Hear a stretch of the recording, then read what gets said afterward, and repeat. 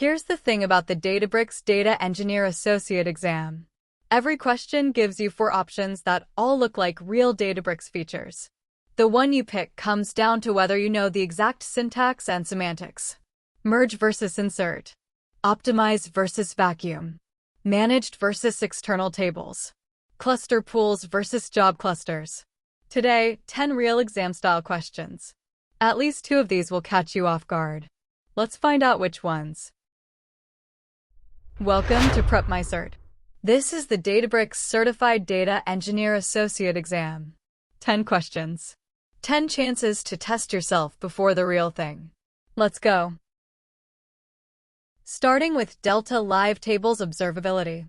You have a pipeline that's silently dropping bad records, but where? Your DLT pipeline has 3 tables and is dropping invalid records at each table. Some data is being dropped due to quality concerns. How do you identify which table is dropping records?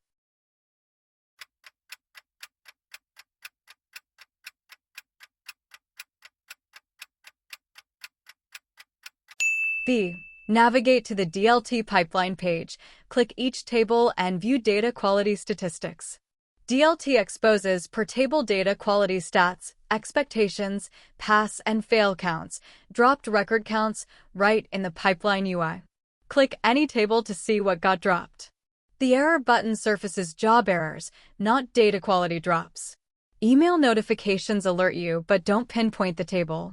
Per-table expectations help during design, but the question asks about observability after the fact. Now incremental ingestion. Files keep arriving, you want only the new ones each run. Source files arrive continuously in a shared directory used by other processes. Files must stay as is and accumulate. Your pipeline must ingest only new files each run. Which Databricks tool?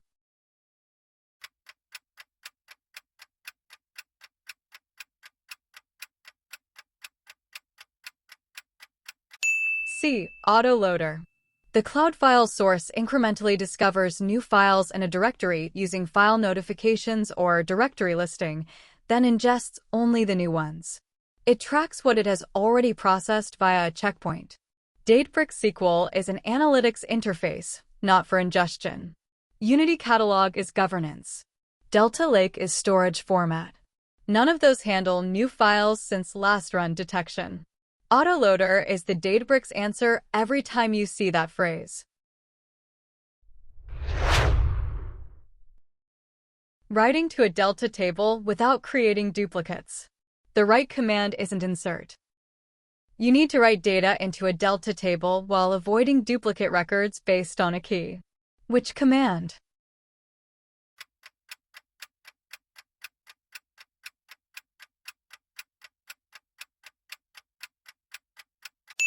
C. Merge.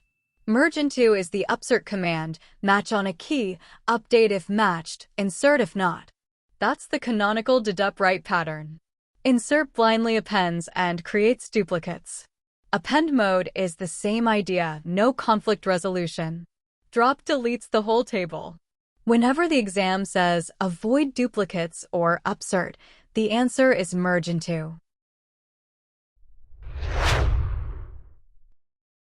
Performance tuning. Many tiny files killing your queries. There's one keyword for this. Your Delta table has many tiny files hurting query performance. Which command compacts them into larger files?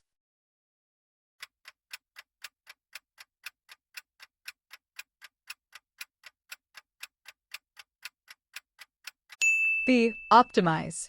Optimize bin packs small files into larger files, about 1 GB each by default, for faster scans. Add ZORDER by to also cluster by a specific column for data skipping. Vacuum deletes old data files beyond the retention window. That's cleanup, not compaction. Compaction isn't a Databricks keyword. Repartition changes a data frame's partition count in memory, not on disk. Small file problem? Optimize. Now table semantics. You drop a table, entry is gone, but the data files are still on disk. Why?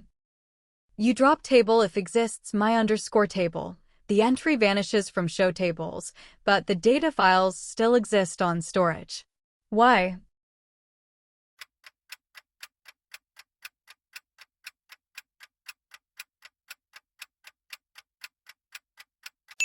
C. The table was external.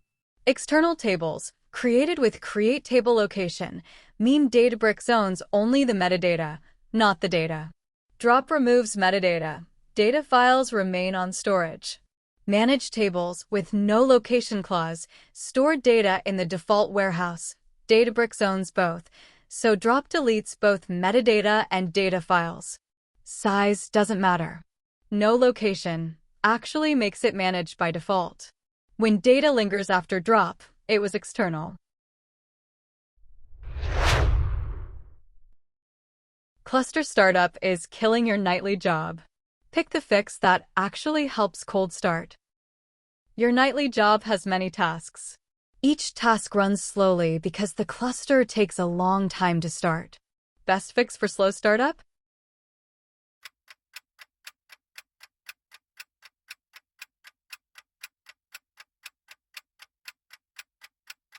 D. Use clusters from a cluster pool. Cluster pools keep idle, pre-warmed VMs ready. When a job needs a cluster, it grabs from the pool, sub-minute startup instead of several minutes for cold VM provisioning. Job clusters versus all-purpose is about isolation and cost, not startup time. Auto-scaling adjusts during runtime, doesn't help cold start. Single node skips worker negotiation but loses parallelism. Pools are the canonical answer for slow cluster startup. Sharing data across sessions. Persistent, physical, accessible to other users, only one object fits all three. You need a relational object built from two tables. It must be queryable by other data engineers in other sessions and saved physically. Which object?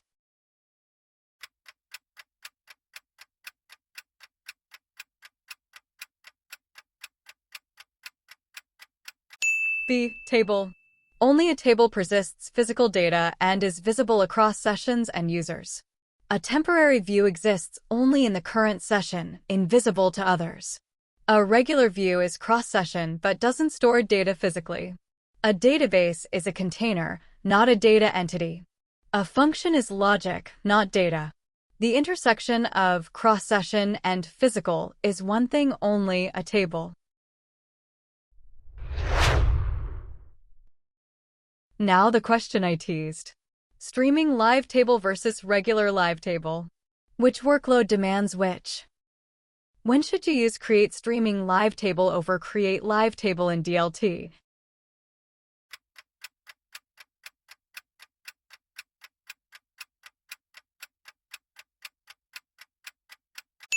C. When data needs to be processed incrementally. Streaming live table processes only new records since the last update, with exactly one semantics, perfect for high-volume append-only sources. Plain live table recomputes from scratch every run, materialized view style. Static upstream or downstream doesn't drive the choice. Complex aggregations actually prefer plain live table because they need to see all data each run. Databricks repos versus the built-in notebook history. Both let you revert. What does repos do that the built-in can't? You're comparing Databricks repos versus the built-in Databricks notebooks versioning. What's a key advantage repos has?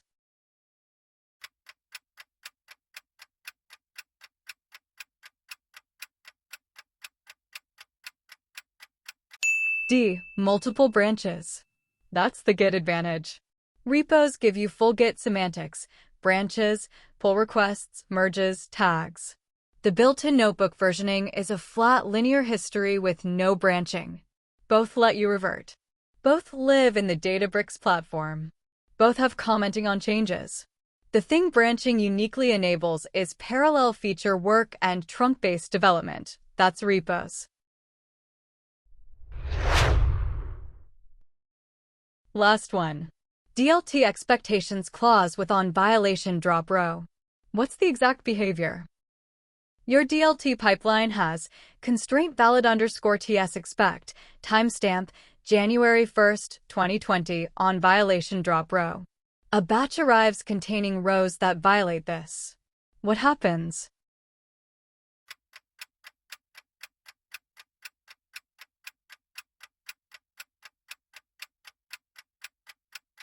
C. Records are dropped from the target table and recorded as invalid in the event log. On violation drop row silently drops violators from the output, but logs violation counts and metadata in the DLT event log, so you have observability. Use on violation fail update to halt the pipeline on violation. The default with no on violation clause keeps the row but flags it in metrics. Quarantine tables aren't automatic. You'd build that yourself with a second pipeline reading regex. That's all 10. So how did you do? 8 or more and you're in solid shape for the Databricks Data Engineer Associate exam. 7 or below, that's exactly why you're here. The trick now is you know where the traps are. Comment your score below, I want to see how everyone did. If you want the full experience, hundreds of questions just like these, with detailed explanations for every single answer, check out PrepMyCert.com. Lifetime access, one payment, full refund if you don't pass. The link is right there in the description. Go crush that exam.